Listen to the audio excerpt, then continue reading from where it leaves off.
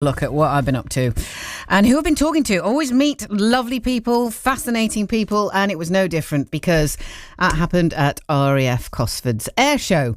I managed to catch up with the BBC introducing artist Dribbz. Now, he's an incredible human and you'll hear more about that shortly, but first I asked him about his latest music. So I've released my second album now, and with each track that I've wrote and recorded, Simon Berry and Michaela, and they actually played the tracks, and I got to have a few interviews with Paul Shuttleworth himself, so that was nice. Did you? Wow, that's an honour, isn't it? There you go. It was. I don't know if it was an honour for him or an honour for me, but either way. Both. Tell me about your music. Is this something you do full time, a hobby, what? Well, I'm a special needs teaching assistant as well as a foster carer for the local authority. Oh, wow, you foster? Absolutely, yeah. I've been fostering for just over 10, 11 years now. Oh God, now there's so many things I need to talk to you about. Right, let's do the music first. Okay, let's do the music. So I've been doing music for close to 20 years now. My hip hop I started in lockdown, and I like to, when I tell people I'm a rapper, they get a little confused on what I might write about. I write about things like mental health, disabilities, things to do with the NHS and applauding them through lockdown. And I like to think that my tracks resonate with listeners. I like to make the hair stand up on the back of their, because they can feel every single lyric. So that's kind of mainly what I do with my music, and that's what I like to think sets me aside from other rappers in Telford. Have you been doing this, has music been something you've been interested in all your life? All my life, really? Absolutely, Even all my kid? life. Even as a child, yeah. I was brought up in a musical household. Oh, were you? I was always writing music since a young age, and come lockdown, I was suffering with my mental health, and I turned a negative into a positive, and just started writing more and more and more. And that's when I started putting my tracks out and approaching people like BBC Music introducing, and they got to play my music. And for Wonderful. that, I'm very grateful for that. So have you done any live so far? I've done a few live performances. My most recent album is being sold at HMV at Telford Town Centre now. Get in. So High five. thank you for that. Thank you. So alongside that, they invited me in store, and I was able to showcase a load of my tracks. So I think I spent maybe an hour and a half, 18 tracks back to back of the album, the full 18 tracks. God, and I surprised myself that I remembered every single lyric. Because ask me what I did yesterday, it'd be a different story. But my music, I write it straight from my heart, and every word resonates with me, and it puts me in a place. I like to think with my tracks, they're almost like an audio book of my life. Yep. Because I like to think one day, and I know this sounds a bit negative, but one day I won't be here on this earth, and I like to think that my kids can press play on my music and it'll take them through an audio book of my life. Now, what's the fostering all about? Tell me about that. How did you and your wife foster? Me and my wife, yeah. I mean, me and my wife have been together for almost 20 years now, and we always said that we'd have the children we had and then we'd look at fostering, and that's exactly what we did. So my youngest is 11, my eldest is 15, I've got two girls, and then we foster for the local authority as well, and we've fostered many children. How long are they normally with you for?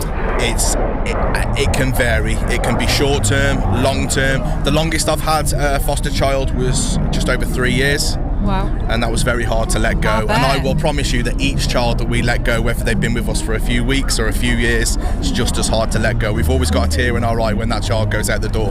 How is it when they first come to you? Because you don't know them, they don't know you. Bless them, they're only littlies, aren't they? So, and they probably had a tough time.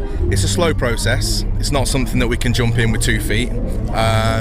They normally come to you with a lack of trust. Yep. They've been through X amount of different foster homes already, so why would yours be any different? But we need to gain their trust first. That's a massive thing, to gain their trust, that we're not just someone else that they can't trust, or just another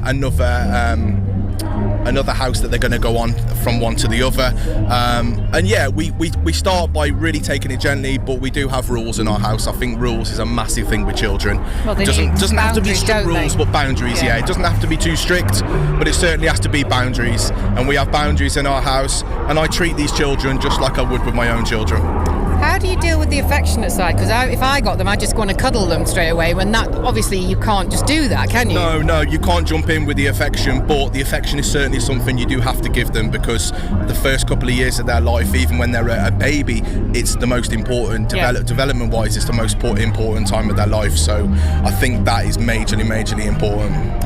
I know they're always looking for foster families. What would you say to someone who was thinking of doing it? I would say to as opposed to contacting agencies and the local authority themselves, I would contact foster carers, because they will give you the most truthful insight into fostering, because fostering is an emotional roller coaster. Yes, it has an amazing times, but it also has some low points as well, when certain children go and maybe you're not happy with the route they're taking.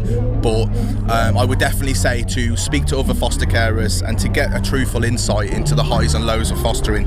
But it is certainly something that I would sing from the rooftops in doing. It's beneficial, you know, you're doing a good thing in society, you're helping other children, and I think that's majorly important. I had quite a rocky childhood with regards to my dad and some of the things he put me through. My mum was an absolute saint and she made me the man I am today, but my dad put me through a lot of rocky things, and I think that's where I relate to the fostering. Yeah. Do you know? Because I didn't have the perfect family. Yeah. Look at you, how far you've come. Yeah, I can only... Nearly married 20 years as well, Absolutely, and kids and yeah. fostering. Well done. And I can only give thanks to my mum for that, because she was my mum and my dad growing up. She did all the duties, whether it be fixing a puncher, teaching me how to shave growing up, lots of things that, you know, a mum and a dad could take it in turns with. She was there for me and my brother and taught us to speak from the heart, and I think that's really helped in my music as well, because I'm able to, I'm able to speak my mind. I do a lot for men's mental health as well. I do drop-in services through social media.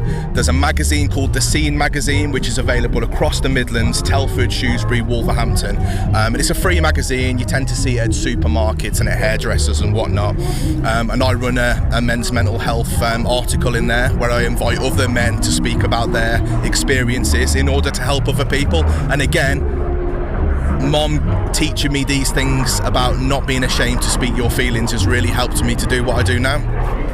What a nice guy. The lovely Dribbz. Bumped into him at Cosford Air Show. You can probably tell we were at an air show. Not last weekend, the weekend before. And of course, talking a lot about fostering. They've done a lot of fostering as a family, which is just amazing. If you want to look him up, he's on internet, on socials, Dribbz, and you can hear his music, see his posts and everything else.